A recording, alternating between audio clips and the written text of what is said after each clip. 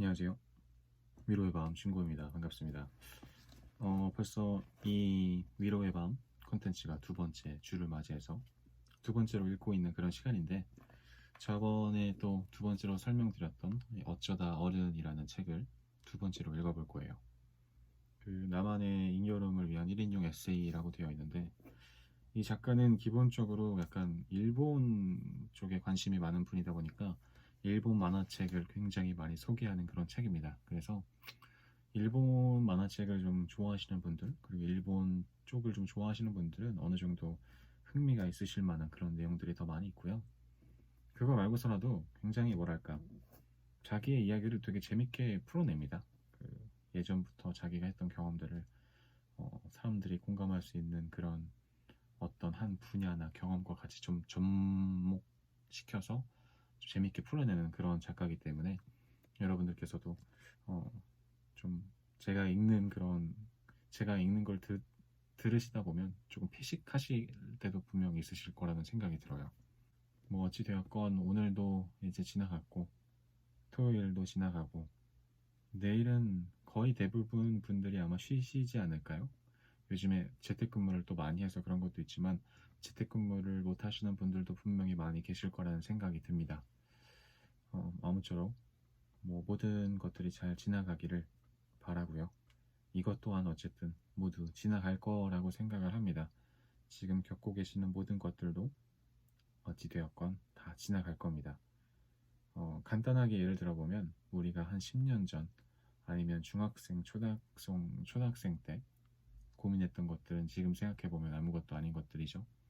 언젠가는 다 지나갈 거라고 그렇게 생각을 하시고 좀 더 힘을 내셔서 이번 주도 잘 마무리하시고 내일 편히 쉬시고 또 새로운 한 주를 준비하시는 그런 날이 됐으면 합니다. 오늘도 너무 수고 많이 하셨고요. 빨리 어쩌다 어른이라는 이 책을 같이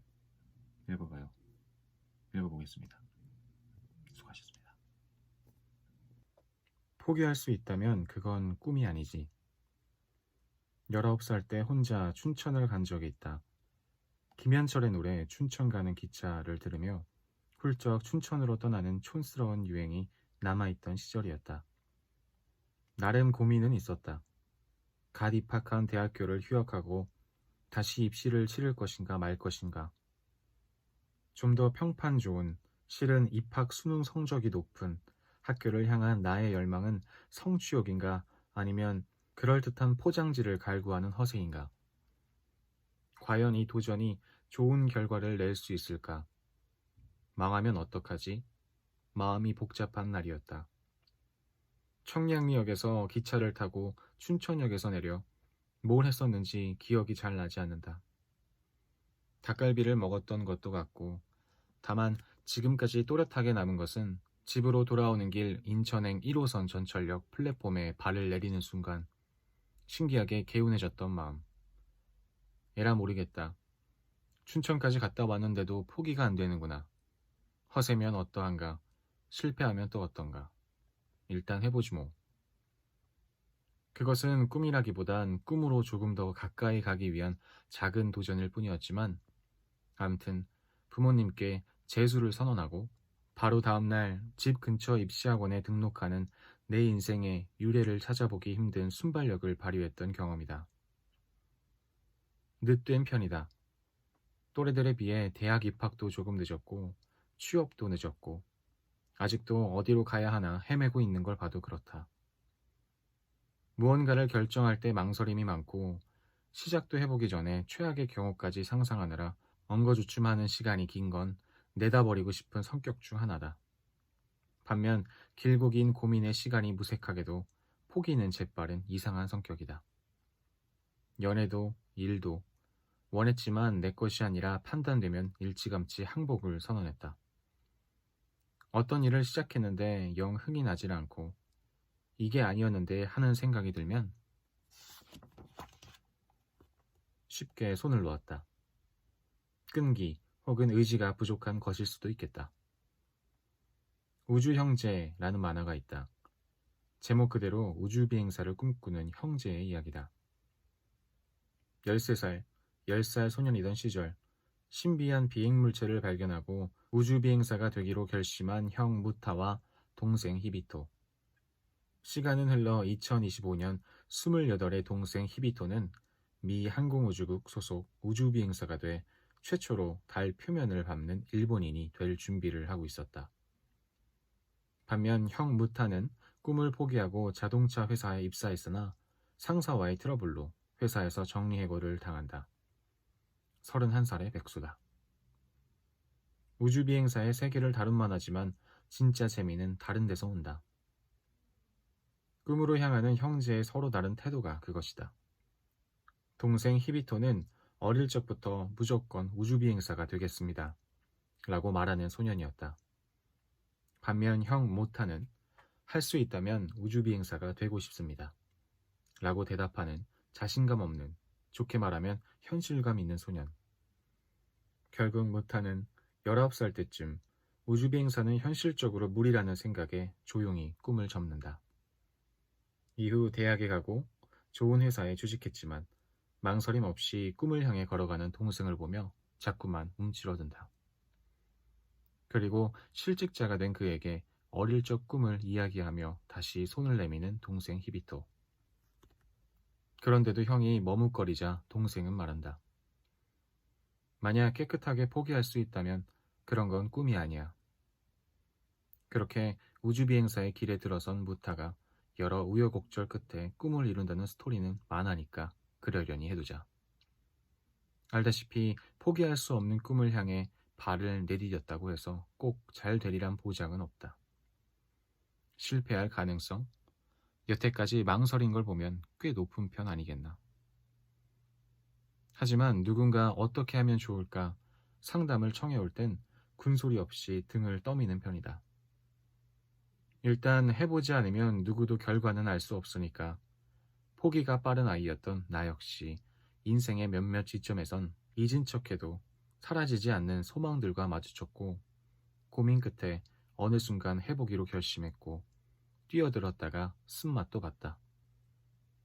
그렇지만 그땐 실패했기 때문에 깨끗하게 항복을 선언할 수 있었다. 포기는 나쁘다고 생각하지 않지만 해보지도 않고 손을 놓는 건 아까운 일이라 생각한다. 해봤으면 잘 됐을지도 모른다는 시간으로도 영영 극복되지 않는 미련을 남기니까. 지금 이 순간 당신이 오래 품어왔던 어떤 꿈에 도전할까 말까 망설인다면 무작정 이 만화를 권해본다. 가슴 후끈해지는 부추김이 필요할 때이니 밑줄 쫙 긋고 싶은 이런 대사들과 함께 용기 내시라고. 멜로디 없는 멜로디를 연주하며 길 없는 길로 가자. 거기에 나에게 있어 가장 반짝이는 것이 있는 거다. 고민이 될 땐 말야 어떤 게 올바른지 따위 생각하면 안 돼. 답은 저 아래 네 가슴이 알고 있는 법이야. 어떤 게 즐거운지로 결정해. 여기까지 쓰고 난 후 잠시 생각에 잠긴다. 지금 나에겐 절대 포기할 수 없는 꿈 같은 게 남아있긴 한 걸까? 답이 바로 나오질 않는다. 꿈을 잃은 어른이 되어버린 게다. 그래도 아직 좌절할 이유는 없다. 포기할 수 없는 꿈을 찾아내는 걸 나의 꿈으로 하지 뭐. 계속 새로운 꿈을 찾아가는 어른. 그게 나의 장래희망이다. 만화방 표류기. 자취를 시작한 후로 이사할 때마다 반드시 체크하는 항목이 있다. 집에서 가까운 곳에 만화방이 있는가? 20여 년이 다 되어가는 서울살이에도 신촌이나 홍대 인근을 벗어나지 못하는 이유 중 하나이기도 하다. 보고 싶은 만화를 보려고 전철이나 버스를 타고 30분 이상 가야 하는 만화의 애달픈자로선 산 넘고 물 건너 천리길인 양 험한 심경이 되게 하는 그런 동네에 살아야 한다는 건 생각만으로도 우울하다. 영혼의 안식을 주는 소울푸드처럼 온갖 번뇌를 내려놓고 편해질 수 있는 장소. 이를테면 소울스페이스 같은 게 누구에게나 있을 거다. 내게는 그곳이 바로 만화방이다. 만화방을 들락거리기 시작한 건 중학교 때부터다. 어느 주말 만화를 좋아하는 친구를 따라 친구네 학교 근처 만화방에 들렀는데 문을 열고 들어선 순간 그 공간을 좋아하게 됐다. 뭐랄까, 모험생에게는 미지의 영역이었던 불량스럽고 퇴폐적인 기운이 가득했다고나 할까. 만화가 빽빽히 꽂혀있는 책장들이 공간을 나누며 겹쳐져 있고 책장 사이사이 밀실처럼 소파와 테이블이 자리 잡고 있었다. 고등학교 때를 졸업할 때까지 드나들었던 그 만화방에서 황미나, 신일숙 등은 물론이고 아직도 그 정체가 확실히 밝혀지지 않은 미스테리어스한 만화가 김영숙을 만나게 된다. 일본 만화를 베끼면서 출판사가 만들어낸 작가라는 설도 있었고 창작 집단이라는 설도 있었으며 사실은 50대 아저씨라는 이야기도 돌았다. 지금도 잊히지 않는 그의 대표작 갈채 시리즈는 갈채, 마지막 갈채, 영광의 갈채, 분노의 갈채 등으로 20권 넘게 이어지는 대작인데 그 내용은 도저히 요약이 불가능하다. 그럼에도 간단히 말해보자면 연극 배우 지망생이던 여자 주인공이 어느 날 정체불명의 미남과 계약을 맺고 남장 여자로 살게 된다는 줄거리인데 회를 거듭할수록 호러와 동성애, SM 등 여중생에게는 파격적이기 그지없는 내용들이 종잡을 수 없게 펼쳐지는 아스트랄한 컬트물이었다. 나중에는 신화의 세계로까지 제멋대로 뻗어가던 이 만화의 거대한 서사 구조에 비한다면 요즘 막장 드라마의 전개란 그저 애들 장난 수준이다. 재수생 시절에는 학원 앞 만화방을 자주 다녔다. 재수, 삼수, 장수생들로 우글거리는 묘한 우울감과 자포자기적 열기가 공존하는 곳이었다. 당시에 봤던 만화 중 가장 기억에 남는 건 최근에야 정식 한국어판이 출간된 아키라다. 일본 작가 오토모 가스히로의 만화였는데 제3차 세계대전 후 폐허가 된 일본 도쿄가 배경. 주인공 아키라는 과학자들의 인체 개조 실험으로 세계를 멸망시킬 수 있는 힘을 갖게 된 소년이다. 그를 차지하려는 집단들의 갈등, 인간의 파괴적인 욕망이 만들어낸 디스토피아를 그린다. 만화방에서 가끔 마주치던 같은 반 오빠의 권유로 보게 되었는데 원래 SF물은 그다지 내 취향이 아니었음에도 읽는 내내 마음이 울렁거렸다.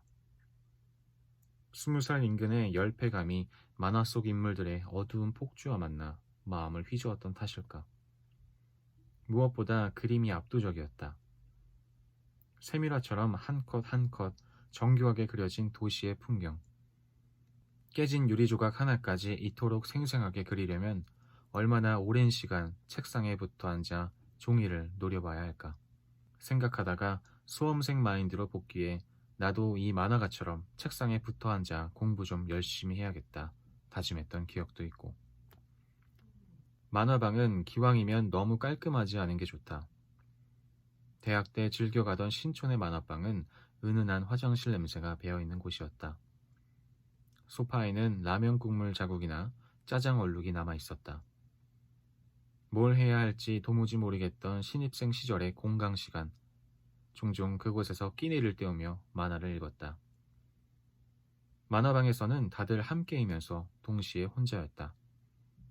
나란히 앉아 만화를 보는 연인들도 있지만 그런 경우에도 두 사람은 각각 고른 만화의 세계에 빠져 있다.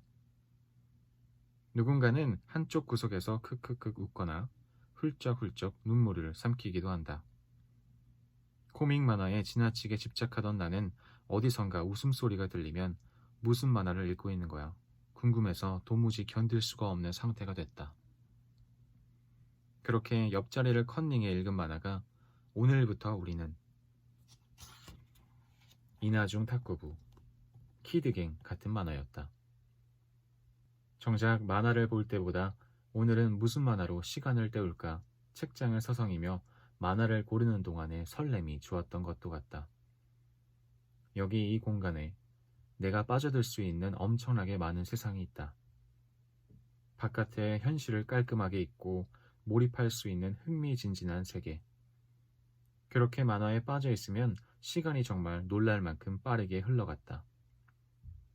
어김없이 시계를 보며 아, 벌써 시간이 이렇게 지났어? 놀라기 일쑤였고 그러다 본의 아니게 수업을 자주 빼먹는 불량 학생이 된 건 뭐 어쩔 수 없고. 만화방 주인에 대한 어떤 환상도 있다. 만화방의 주인이란 인생의 비밀을 다 알고 있다는 듯 적당히 무심한 표정이 어울린다. 하지만 무슨 만화 어디 있어요? 라고 물었을 때 곧바로 저기 하며 손가락을 희미하게 까딱여 방향을 알려준다. 진정한 프로의 향기라 일컬을 제스처다. 요즘엔 만화를 빌려보기보단 사서 보는 사람이 늘어났고, 나 역시 예전에 비해 만화 전문 서점에서 신간을 구입해 집에서 읽는 경우가 많아졌다. 비가 주룩주룩 내리는 주말 오후, 혹은 실내에서도 코가 시린 겨울날, 따뜻한 전기장판과 이불, 수북이 쌓인 귤과 만화책은 인생을 풍요롭게 만들어주는 비장의 사당 곰보라 믿는다. 하지만 뭔가 마음이 뒤숭숭한 날이면 어김없이 집에서 뒹굴던 후드티 차림 그대로 만화방으로 향한다. 다행히도 지금 살고 있는 동네에는 마음 편히 들어갈 수 있는 적당히 어지럽고 적당히 무심한 주인이 있는 만화방이 몇 있다. 언젠가 만약 이 세상의 만화방이 다 사라지는 시대가 오면 나는 세상의 마지막 만화방 주인이 되어야겠다. 그래서 나처럼 인생의 빈틈을 메우러 들어온 손님들에게 짜장면을 시켜주고 컵라면에 물을 부어주기도 하며 누군가 어떤 만화를 찾으면 3초 안에 알려주는 유능한 만화방 주인이 되련다.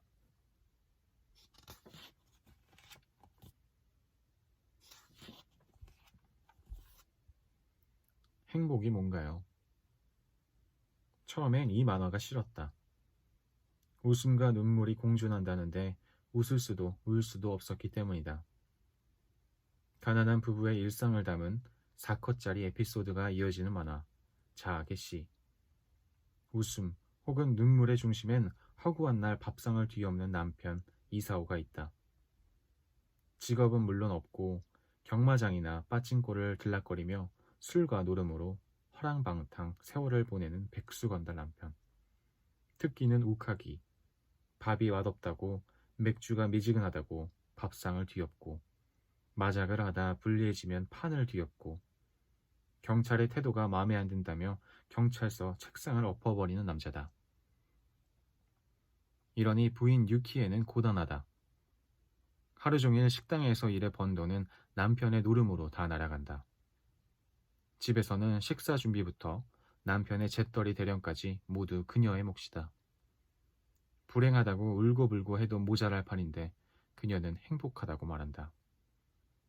우리 그이는 무직인데다 갑자기 화를 내며 식탁을 뒤엎지만 내 배에는 닿지 않도록 배려해주는 근본은 착한 사람이라서 좋다고 한다. 폭력적인 남편과 살면서 행복하다고 말하는 여자를 그린 이 만화는 1996년 일본에서 출간되었을 때부터 논쟁을 일으켰다. 우라가 치민다는 반응에서부터 마조이스트가 아니고서야 좋아할 수 있겠느냐는 악평에도 시달렸다. 하지만 논란 속에서도 만화는 크게 화제가 됐고 2007년엔 영화로까지 만들어졌다. 행복이란 게 도대체 뭔가 하는 생각에 몰두했던 때가 있다. 다들 행복하는데 과연 행복은 무엇인 걸까? 나만 행복하지 않아서 모르는 건가? 행복의 의미를 국립국어원 표준국어 대사전으로 검색해보면 1번 복된 좋은 운수라고 설명한다. 그야말로 예기치 않은 행운과 마주했을 때 인간은 행복하다는 이야기다. 두 번째 의미로는 생활에서 충분한 만족과 기쁨을 느끼어 흐뭇함 또는 그러한 상태라고 되어 있다. 이 정도를 행복이라 한다면 나에게도 행복의 순간들은 무수히 있다. 마감 때문에 속이 타들어가는 것 같았던 하루를 무사히 마치고 회사 동료들과 근처 펍에서 수다를 떨며 맥주를 마시는 순간 1년에 며칠 안 되는 선선한 바람이 부는 가을날 음악을 들으며 회사 근처 정동길을 걸을 때 밤늦게 요강을 마치고 개운한 몸으로 집으로 향할 때 그 중에서도 가장 좋아하는 건 한겨울 일본 온천을 찾았을 때다. 얼굴은 칼바람에 갈라질 듯하지만 몸은 뜨끈뜨끈해지는 노천탕에 푹 잠겨있다가 방으로 들어온다. 전신이 노곤해진 상태에서 캔맥주를 따 한 모금 들이킬 때 이런 게 바로 사는 거지 싶어진다. 그런데 이토록 사소한 순간의 느낌을 행복이라 한다면 세상에 행복하지 않은 사람이 있을 리 없다. 다들 행복을 인생의 궁극적 목적인 양 열심히 떠들어댈 이유도 없고, 따라서 이런 순간의 즐거움을 넘어서는 보다 철두철미한 의미에서의 행복이란 게 있지 않을까 생각했다. 예를 들면 오디션 프로그램에서 수많은 경쟁자들을 제치고 1등을 차지했을 때의 성취감, 내가 쓴 책이 베스트셀러가 되어 많은 사람들의 찬사를 받을 때의 뿌듯함, 오랫동안 좋아해온 사람이 고백해왔을 때의 하늘을 날 듯한 기분, 아무튼 뭔가 이처럼 지극한 만족감과 놀라운 기쁨을 수반하는 상태가 진정한 의미의 행복일 것 같았고, 그렇다면 그것은 내 인생에서 거의 일어나지 않은 사건임에 틀림없었다. 이상한 것은 행복은 이렇게 아리송한 반면 불행이라는 것은 참으로 손에 잡힐 듯 생생하여 좋아하는 사람과 연애가 술술 풀리지 않아 불행하고, 나름 열심히 했는데 부장에게 칭찬을 받지 못해 불행하며, 날씨 좋은 주말에는 만날 사람이 없어 불행하다. 행복은 손에 잡히지 않는데 불행은 이토록 선명하니 뭐 이런 불공평한 인생이 다 있담.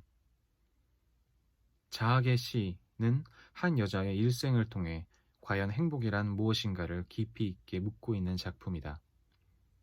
아내 유키의 이야기는 2권부터 본격적으로 등장한다. 어머니가 집을 나가고 남편 못지않게 밥상 뒤엎기에 대가였던 아버지와 단둘이 보낸 어린 시절. 동네 아이들에게는 드라큘라라는 별명으로 불렸고 학교에서는 존재감 제로였던 유키의 학창시절이 슬프지만 유머러스하게 펼쳐진다. 도대체 행복과는 거리가 멀어도 한참 먼 에피소드들이다. 아침 저녁으로 아르바이트에 시달리며 당장이라도 인생에 지고 말 것 같다 라고 생각하던 소녀 유키에, 그녀는 그 지긋지긋한 불행의 와중에도 단 하나의 친구를 만나 따뜻함을 배워간다. 그리고 이사오라는 형편없지만 내 편인 남자를 만나 사랑하게 된다. 남들이 불행하다고 단정짓는 조건들과 싸우는 삶이었고, 그 안에서도 삶의 의미란 것이 필요했기에 유키에는 자신의 행복한 이유를 억지로라도 찾아내려 노력했던 것이다. 작은 선의와 작은 배려에도 감동하는 척하면서. 그 노력은 성공했을까? 책의 마지막, 유키에가 자신을 버리고 떠난 엄마에게 보낸 편지에는 그 치열한 고민의 결과가 담겨 있다. 유키에는 고백한다. 결국 자신이 찾으려던 행복이란 건 어디에도 없었음을. 그럼에도 불구하고 이 삶을 계속해서 살아갈 자신이 생겼음을. 엄마, 이젠 인생을 두 번 다시 행복이냐 불행이냐로 나누지 않을 겁니다. 인생에는 그저 의미가 있을 뿐입니다. 단지 인생의 엄숙한 의미를 음미하면 된다고 생각하면 용기가 생깁니다.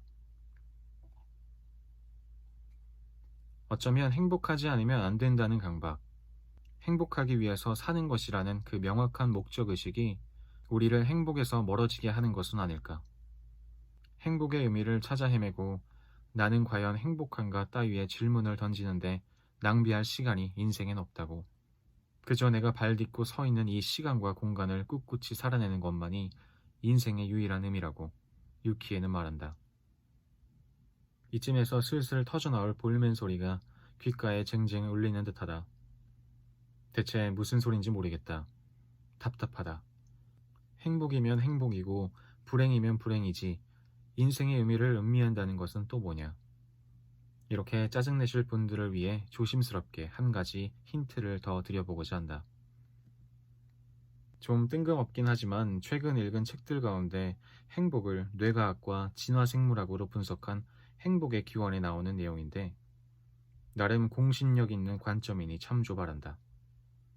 내용인즉 행복한 사람은 원래 행복한 유전자를 타고나서 행복한 것이란다. 이쪽 분야 연구자들은 다 아는 사실이라고 저자가 장담하는 바. 행복감을 잘 느끼는 건 상당 부분 타고난 유전적 요인, 구체적으로는 외향적인 성격을 갖고 태어나느냐 아니냐에 기인한단다. 이런 사실을 알고 나면 당장 행복에 겨워 둥둥 떠다니는 듯 보이는 누군가를 만나더라도 괜히 질투하며 배아파할 이유가 없어진다. 그저 저희는 행복해지기 쉬운 유전자를 갖고 있군 여기면 그만이니까. 이제는 행복을 기를 쓰고 노력해 쟁취해야 하는 그 무엇이라 생각할 필요가 없으며 되도 않은 행복을 추구한다며 스스로를 들볶지도 말 일이다.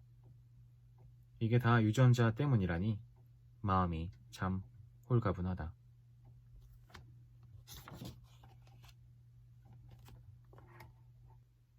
오늘은 여기까지 읽겠습니다. 오늘도 수고 많으셨습니다. 안녕히 주무세요. 잘 자요.